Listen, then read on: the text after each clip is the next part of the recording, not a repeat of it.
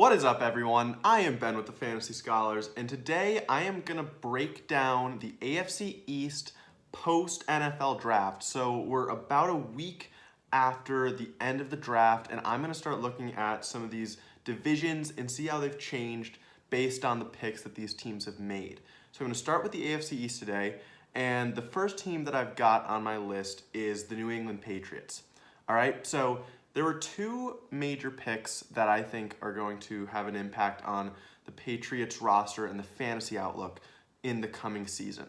So obviously, the first one is their first round pick, quarterback Mac Jones out of Alabama. So this is really interesting. I'm not sure that Mac Jones is going to have an impact straight away. I think this is definitely still Cam Newton's job right now. Bill Belichick actually said that after the draft, but this is the type of thing that Mac Jones could win. It is the job that Mac Jones could win based on how he's playing in training camp, how he looks in practices throughout the season, and based on Cam Newton's performances throughout the season. Cam had an abysmal passing season last year, and so if he doesn't improve, we could definitely see Mac Jones come in. I like Jones in this system. I think that the Patriots generally will work around the talent they have, and that's especially true of the quarterback. Although there are some question marks and some ways in which Jones might need to adjust to fit the system a little bit better. He might need to work on, and the Patriots might need to work on improving his short area passing accuracy a little bit more. Mac Jones threw a ton of catchable passes, almost over 90% of his passes in college were catchable passes, but accuracy is more than just whether a pass is catchable. It's about hitting your guy in stride. It's about hitting that back shoulder when they're running an out route. All of these types of things, Mac Jones can struggle with that sometimes. So we're definitely going to have to see whether the Patriots adjust to his strengths of deep ball accuracy or if he's able to improve some of his weaknesses in the short game.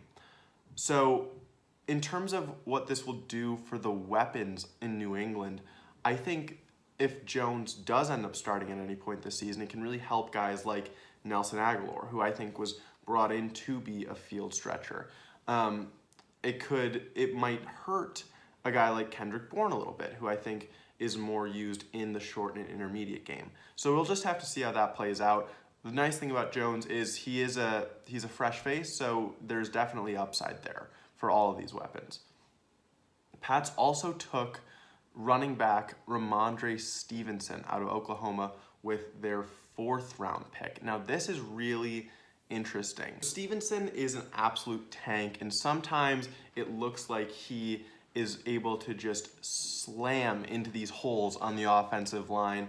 And sometimes it looks like he's just a little bit slow and he's not able to hit those holes with the burst that he needs to get into the second level where he can really break some tackles and show off the size that he has and the contact balance ability that he has. This might spell death for Sony Michel. In my opinion, I think Damian Harris is still definitely the lead back going forward there. He's the running back you want to own, if anyone. But Stevenson is a guy that I think is going to be undervalued in a lot of rookie drafts going forward. So I'm definitely going to be looking to pick him up late second, early third, maybe even mid-second, depending on what guys have gone around there. Those are really the fantasy relevant pieces for the Pats. After that, we're moving on to the Buffalo Bills, and I just want to get them out of the way because there's really not much to talk about here. They only drafted one skill position player for a fantasy player, essentially, in the draft, and that was in the 6th round, wide receiver Marquez Stevenson. I don't expect him to see the field at all. This is a guy who had, this is already a fairly crowded wide receiver room with Stephon Diggs, with Emmanuel Sanders, with Gabriel Davis. So I'm not really interested in that. And the first offensive player the Bills took overall was a tackle at the end of round 3. So I just think the Bills are pretty much staying stagnant after this draft, fantasy-wise at least. Moving on to the Dolphins.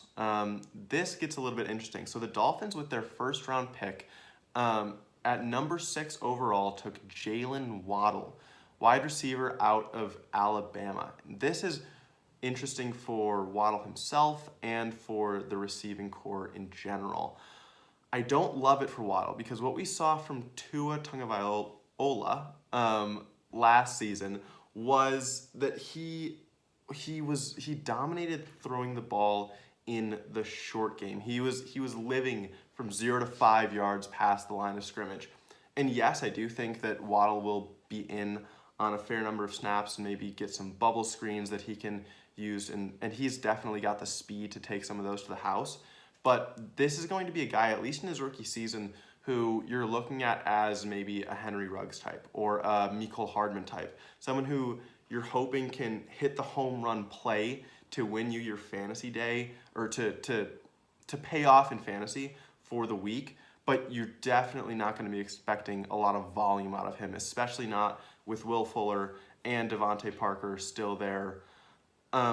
So definitely not my favorite landing spot that Waddle could have gone to, because we still have to see what's going to happen with Tua, but he will be there occasionally if you need to plug him in on a week-to-week basis. Besides that, the Dolphins also took tight end Hunter Long in the 3rd round. This is a guy who I think he's a big body. He's got the hands that you need to pull in catches in the end zone, but he's going to most likely take a year to develop. Mike Gesicki is still going to be the guy at tight end there to own in 2021. But Long is a decent late round rookie draft stash, I think. If you can get him in the 3rd or early in the 4th, then I'm happy with him there. And then you just hang on to him and wait to see what happens in 2022 or beyond. That's all we got for the Dolphins. The last team to talk about in the AFC East is the New York Jets. So the Jets had a lot going on, especially fantasy-wise in the draft, so I'm really excited to talk about them. At number 2 overall, they take Zach Wilson out of BYU. So I am a huge Zach Wilson believer. I think he was actually the best quarterback in this draft, despite all of the hype around Trevor Lawrence. So I think he was a fantastic pick at this spot. Zach Wilson's ceiling, in my opinion, is Patrick Mahomes. It's Aaron Rodgers. It's the guy, specifically Mahomes, because you see he can deliver the ball with velocity. He can deliver the ball at a ton of different arm angles, and he looks awesome doing it. He's also got the rushing ability that you're looking for in a great fantasy quarterback, in addition to a great NFL quarterback. So I love Wilson here. Then in the 2nd round, the Jets took Elijah Moore, wide receiver out of Ole Miss. And Moore was one of the best receivers in college football, hands down, last year. He's a good route runner. He's got good speed. He's not my favorite wide receiver in the draft. Obviously, there's a reason he went in the 2nd round after I think 5 other guys went in the 1st.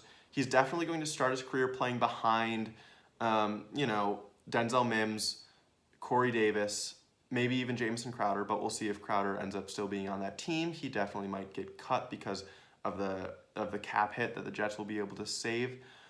But Moore will probably end up getting between 50 and 70% of snaps in his rookie year, playing a lot of time out of the slot. And then we're just going to have to see how he performs as a rookie to see whether, a greater role is going to open up for him later on. But I'm excited for the opportunity, especially with Wilson coming in and throwing for the Jets.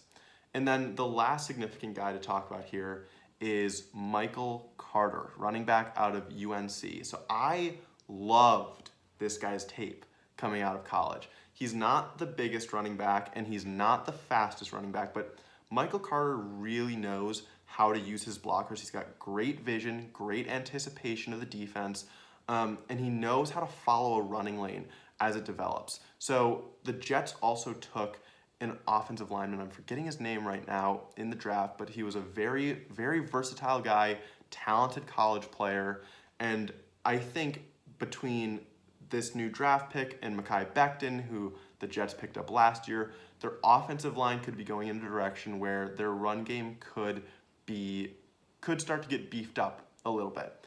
And with the only competition for Michael Carter being LaMichael Perrine and Tevin Coleman, I really like him. He's been going a little bit after the halfway point of the first round of rookie drafts thus far. I think this is a guy who could come out and produce immediately, and I am fine taking him there. I'm fine taking him. I'd probably take him as, or I would definitely take him as the number 4 overall running back in rookie drafts behind only Najee Harris, Travis Etienne, and Javonte Williams. And even Javonte Williams, his former teammate at UNC, is something you could argue. That's close there.